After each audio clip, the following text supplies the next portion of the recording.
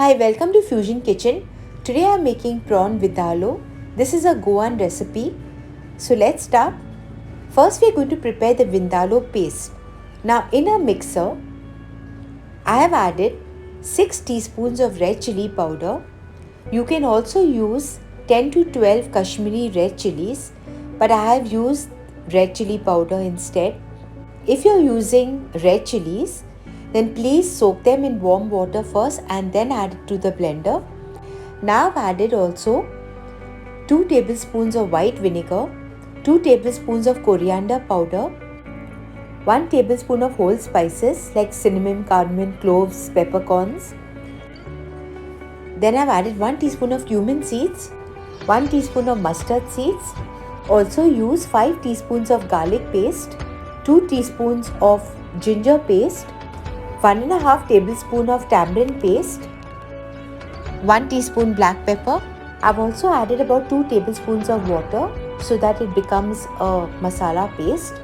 I've ground it for about 2 to 3 minutes. Now keep this vindaloo paste aside. Now we're going to take a non-stick pan and add about 2 to 3 tablespoons of oil. Now I've pureed about 3 to 4 onions, so I've got about 1.5 cups of onion puree. To this oil, we are going to add the onion puree. Total, I have used about 1.5 cups. I would suggest that you use onion puree because it will make the masala more smooth than if you just use sliced onions. Take about 1 cup of tomato puree and add 1 teaspoon of salt.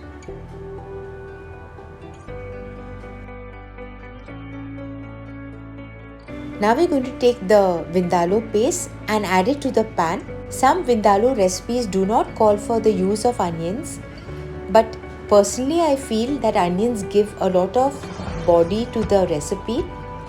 Now I've added about 400 grams of prawns. We're going to saute them for about 3 to 4 minutes. You don't have to saute them for more than 4 to 5 minutes. Remember, when you cook prawns, the prawn should hold a C shape. Then you know that they are not overcooked. Don't make them a kind of a O, but rather let them remain more or less a C shape. Add around 1 cup of water. Remember, this is not a curry or a gravy. This is a masala. It's a vindaloo masala. So this will only take about 3 to 4 minutes. Now I've also added about half to 1 teaspoon of red food coloring. This is totally optional. I just wanted to give the masala a little more reddish color. You can skip this if you want. As you have noticed, I have not used any turmeric in this recipe. The original recipe does call for turmeric, and that's up to you if you want to add it. But since I wanted the masala to be reddish in color, I have skipped the turmeric. I have garnished with some red chilies. Serve this with rice or with bread. Thanks for watching. Please like, comment and subscribe.